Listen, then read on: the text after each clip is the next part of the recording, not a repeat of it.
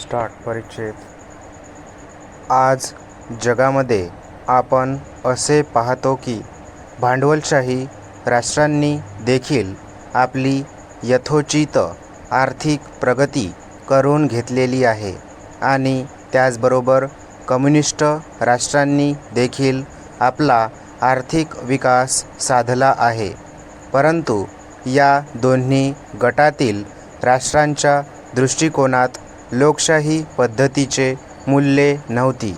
भांडवलशाही पद्धतीने ज्या देशांचा विकास झाला त्या देशांना लोककल्याणाची एवढी चिंता नव्हती आणि कम्युनिस्ट पद्धतीने ज्या राष्ट्रांनी आपला आर्थिक विकास करून घेतला त्यांनी देखील लोकशाहीचा हा मार्ग अंगीकारलेला नव्हता.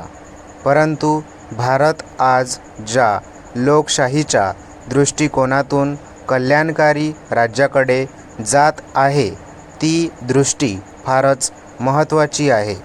त्यात बऱ्याच अडचणी निर्माण होणे स्वाभाविक आहे, पण हा एक अद्भुत असा प्रयोग आहे.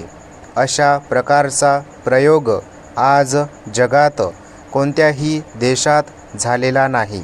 सांगण्याचा मुद्दा असा की भांडवलशाही राष्ट्रे आणि कम्युनिस्ट राष्ट्रे यांच्यासमोर नियोजनाच्या द्वारा आर्थिक विकास करताना निर्माण झाली नाही अशी एक वेगळीच समस्या भारतासमोर आज निर्माण झाली आहे. तिचा विचार करूनच आपले नियोजन यशस्वी झाले की अयशस्वी झाले याचा आपणाला विचार केला पाहिजे. आज भारताची परिस्थिती भांडवलशाही व साम्यवादी राष्ट्रांपेक्षा अगदी भिन्न अशी आहे. आपणाला येथे लोककल्याणाची दृष्टी ठेवावयाची आहे आणि अशी दृष्टी ठेवूनच पुढे जावयाचे आहे.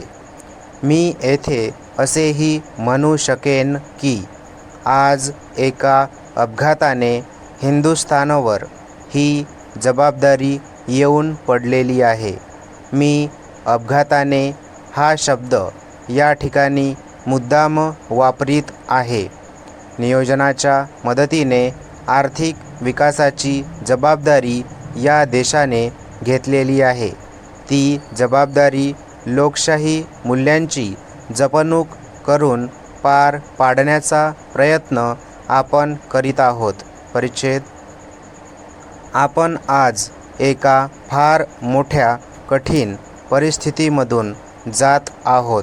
कोणतीही गोष्ट पुस्तके वाचून आणि त्यातील तत्त्वज्ञान सांगून होत नसते.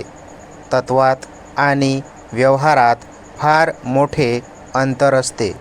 कोणत्याही बाबी संबंधाने तत्त्वज्ञान सांगणे ही एक गोष्ट आहे आणि तेच तत्त्व अंमलात आणणे ही निराळी गोष्ट आहे. तत्त्वज्ञानावर जास्त अवलंबून न राहता व्यावहारिकदृष्ट्या जी गोष्ट योग्य दिसते तीच गोष्ट आपणाला आपल्या या देशाकरिता करावयाची आहे. आपणाला असेच नियोजन करावयाचे आहे की जे व्यवहारात बसू शकते आणि हाच प्रश्न फार महत्त्वाचा आहे. आम्हाला आकाशात भराऱ्या मारावयाच्या नाहीत. आम्हाला जमिनीवर चालावयाचे आहे आणि येथे टिकावयाचे आहे आणि त्याचबरोबर जमिनीवरून टेक ऑफ उड्डाण कसे करता येईल इकडे आमची दृष्टी सतत राहिली पाहिजे. येथे असेही सांगण्यात आले की आमची ही योजना विमानात बसणाऱ्यांसाठी आहे. मला याबद्दल काही बोलावयाचे नाही. विमानातून जावयाचे असेल तर सगळेच जण मिळून जाऊ. फायदा हा सामान्य जनतेला व्हायला पाहिजे. आमच्या योजनेचा उद्देशही तसाच आहे. सामान्य जनतेला या योजनेचा फायदा होणार नसेल तर त्या टेक ऑफला काहीच अर्थ नाही. जनतेसाठी जे काही होत आहे ते शेवटी रिॲलिटीकडेच, वास्तवाकडेच आले पाहिजे. परिच्छेद सरकारी क्षेत्राला जर या राज्यात उत्पादनाच्या दृष्टीने साधने मिळू शकतील तर ती आवश्यक आहेत. येथे असे विचारण्यात आले की कापड गिरण्यांच्या बाबतीत आम्ही तसे का करीत नाही. मलाही वाटते करावे, परंतु आम्हाला जे काही करावयाचे असेल ते करण्यापूर्वी सर्व दृष्टींनी ती गोष्ट आपणाला कोठपर्यंत फायदेशीर होईल हे पाहिले पाहिजे. अगोदर सरकारी क्षेत्राकरिता कापड गिरण्यांचे क्षेत्र उपयुक्त आहे की नाही हे आपणाला पाहिले पाहिजे.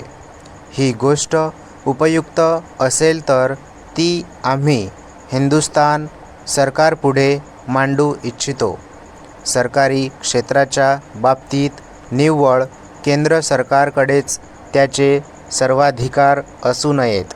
सरकारी क्षेत्राच्या बाबतीत राज्य सरकारांना देखील त्यांच्या परिस्थितीप्रमाणे त्या त्या क्षेत्रात वाढ करण्याची संधी दिली पाहिजे. इतके म्हणून सुद्धा सर्व गोष्टी सुरळीतपणे होतील असे थोडेच आहे. आपल्या मनामध्ये पुष्कळ असते. आपण काही आकाशात राहत नाही, जमिनीवर राहतो. म्हणून जे काही आपणाला करावयाचे आहे त्याच्या साधनांचा देखील विचार करावा लागेल.